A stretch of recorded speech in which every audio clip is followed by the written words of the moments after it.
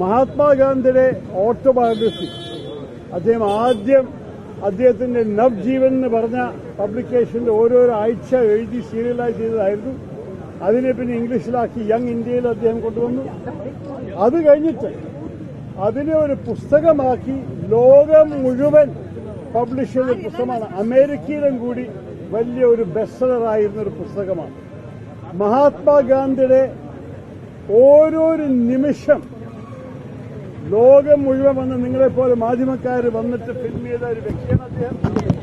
ആ കാലത്തെ എല്ലാ ന്യൂസ് റീഡിലും മഹാത്മാഗാന്ധിയുടെ ഓരോരോ കാര്യങ്ങൾ കാണാൻ സാധിക്കും. ലോകത്തിന്റെ ആ കാലത്ത് നമ്പർ 1 ആയിരുന്ന മാഗസീൻ ടൈം മാഗസീന്റെ കവറിൽ ഒരു 5-6 തവണ മഹാത്മാഗാന്ധി ആയിരുന്നു. മഹാത്മാഗാന്ധി ബ്രിട്ടീഷ് സാമ്രാജ്യത്തിൽ കാണാൻ പോകുമ്പോൾ അദ്ദേഹത്തിന്റെ ആ ബക്കിംഗ്ഹാം പാലസിന്റെ സ്റ്റെപ്സിൽ കയറി പോകുന്ന വീഡിയോ ഇപ്പൊ കൂടി നിങ്ങൾക്ക് വേണമെങ്കിൽ യൂട്യൂബിൽ കാണാൻ സാധിക്കും.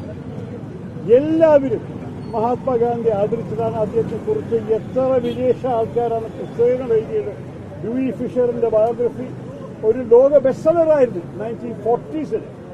അപ്പൊ ഇതെല്ലാം സംഭവിച്ച ശേഷം ഈ RSSലും ഹിന്ദു മഹാസഭയിലും പങ്കെടുത്തിട്ടുണ്ടായിരുന്ന നാഥുറാം ഗോഡ്സെ വന്നിട്ട് അദ്ദേഹത്തിനെ വെടിവെച്ച് കൊന്നപ്പോൾ ലോകം മുഴുവൻ ദുഃഖം പ്രഖ്യാപിച്ചു. ലോകത്തിന്റെ എല്ലാ പത്രത്തിലും 1-ാം പേജിലായിരുന്നു അദ്ദേഹത്തിന്റെ മരണത്തിന്റെ വാർത്ത.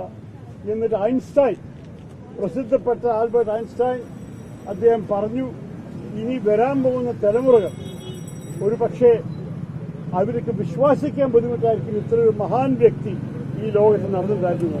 Generations to come, it may be, will scarce believe that such a one as this walked in flesh and blood upon this earth. അത് ഐൻസ്റ്റൈനിന്റെ വാക്കുകളായിരുന്നു. അപ്പൊ ഇങ്ങനെയൊക്കെ ലോകം ആദരിച്ച് ലോകം ഇത്ര വലിയ മനുഷ്യനായി കണ്ട മഹാത്മാഗാന്ധി അദ്ദേഹത്തെക്കുറിച്ചൊരു സിനിമ ഉണ്ടാക്കണം, ഡോക്യുമെന്ററി മാത്രമല്ല എന്ന് പറഞ്ഞത് പലരും പറഞ്ഞു. 1951 ആദ്യത്തെ ശ്രമം.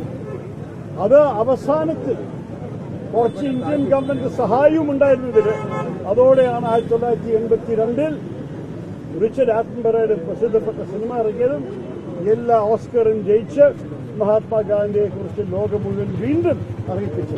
ഒരു പുതിയ ഒരു തലമുറയ്ക്ക് ഐൻസ്റ്റൈൻ പറഞ്ഞ പോലെ ആ കാലത്ത് എല്ലാവർക്കും പറഞ്ഞു മഹാത്മാഗാന്ധി, വരാൻ പോകുന്ന തലമുറയ്ക്ക് അറിയാൻ വേണ്ടിയിട്ടാണ് ഈ സിനിമ ഉണ്ടാക്കിയത്. ശ്രീ നരേന്ദ്രമോദി ഇതൊക്കെ പറയുമ്പോൾ നമുക്ക് വിഷമം തോന്നുന്നത് പല കാരണങ്ങളുണ്ട്. ഒന്ന്, അദ്ദേഹം കുട്ടിക്കാലം മുതൽക്കേ RSSലാണ്. RSSൽ അവർ എല്ലാ അംഗങ്ങളെയും പഠിപ്പിക്കുന്നത് മഹാത്മാഗാന്ധി ആക്ഷേപിച്ചിട്ടാണ് അവർ പഠിച്ചത്. അദ്ദേഹത്തിന്റെ അഹിംസ അവരെതിരിക്കുന്നു. മഹാത്മാഗാന്ധിയുടെ ഓരോരോ വിശ്വാസങ്ങൾ അവർക്ക് തീരെ വിലയില്ല. മഹാത്മാഗാന്ധി ഈ നാടില് എല്ലാ മതത്തിന്റെയും എല്ലാ സമുദായത്തിന്റെയും ഐക്യത്തിന് വേണ്ടി ജീവിച്ച് മരിച്ചതിന് അവരിതുവരെ ക്ഷമിച്ചിട്ടില്ല. മഹാത്മാഗാന്ധി ജീവിച്ചിരിക്കുമ്പോൾ RSSന് ഓരോരോ നേതാക്കൾ അദ്ദേഹത്തെക്കുറിച്ച് പല കാര്യങ്ങൾ വായിച്ചു നോക്കിയാൽ നമുക്ക് നാണക്കേട് തോന്നും. അപ്പൊ അങ്ങനെ പഠിച്ച് വളർന്ന കുട്ടികളാണ് RSSന്റെ അകത്ത് വളർന്നത്. അപ്പൊ അവർക്ക് മഹാത്മാഗാന്ധിയെക്കുറിച്ച് നല്ല അഭിപ്രായം ഇല്ലെങ്കിൽ അത് ലോകത്തിന്റെ അഭിപ്രായമല്ലാന്ന് അവർക്ക് ഒന്നാം കാര്യം മനസ്സിലാക്കാനായിട്ടില്ല. ശ്രീ നരേന്ദ്രമോദി അദ്ദേഹത്തിന്റെ ഹീറോസിനെ കുറിച്ചൊരു പുസ്തകം എഴുതി. ആ പുസ്തകം ഗുജറാത്തിലായിരുന്നു, പക്ഷെ അതിന്റെ പബ്ലിഷ് ചെയ്ത് ഹിന്ദിയിലും കാണാൻ സാധിക്കും. അതിൽ മഹാത്മാഗാന്ധിയുടെ വാക്കും കൂടിയില്ല, പേരും കൂടിയില്ല. അത് അദ്ദേഹം പ്രധാനമന്ത്രി ആവുന്ന കഷ്ടിച്ച് 5 വർഷങ്ങൾ മുമ്പാണ് ആ പുസ്തകം ഇറങ്ങിയിട്ട്. പക്ഷേ പ്രധാനമന്ത്രി ആവുമ്പോൾ അദ്ദേഹം മനസ്സിലാക്കി മഹാത്മാഗാന്ധിയുടെ ഉപയോഗം ഒരു ഭാരതീയ പ്രധാനമന്ത്രി. ഭാരതീയ പ്രധാനമന്ത്രി ലോകം എവിടെ പോയാലും ഗാന്ധിയുടെ നാടിന്റെ പ്രതിനിധിയായിട്ടാണ് കാണുന്നത്. അങ്ങനെയാണ് അദ്ദേഹം മഹാത്മാഗാന്ധിയെ മനസ്സിലാക്കിയത്. അതുകൊണ്ടാണ് ഇത്രയും വൈകി റിയലൈസേഷൻ അതുകൊണ്ട് വരുന്ന കാരണമാണ് മഹാത്മാഗാന്ധിയെക്കുറിച്ച് എന്താ ചെയ്യേണ്ടത് വിചാരിച്ചിട്ട് അദ്ദേഹത്തിന്റെ സ്വച്ഛ് ഭാരത് പ്രോഗ്രാമിൽ മഹാത്മാഗാന്ധിയുടെ കന്നഡ അതിന്റെ ഒരു സിമ്പിളാക്കി വെച്ചു. പക്ഷേ കന്നഡ മാത്രമേ അദ്ദേഹം ഉപയോഗിച്ചുള്ളൂ. മഹാത്മാഗാന്ധിയുടെ മൂല്യങ്ങൾ, മഹാത്മാഗാന്ധിയുടെ വിശ്വാസങ്ങൾ, മഹാത്മാഗാന്ധിയുടെ എല്ലാ സമുദായത്തിനും ഒരേപോലെ കാണുന്നത്, മഹാത്മാഗാന്ധിയുടെ എല്ലാ വിധത്തിലും അവർക്ക് അതിലൊരു താല്പര്യം ഉണ്ടായിരുന്നില്ല. അദ്ദേഹത്തിന്റെ കന്നഡ ലോകത്ത് കാണിച്ചു കൊടുത്ത മഹാത്മാഗാന്ധി ഒരു പേര് കിട്ടിയല്ലോ എന്നാണ് മാത്രം അവരെ ഉപയോഗം. അത് പോരാ.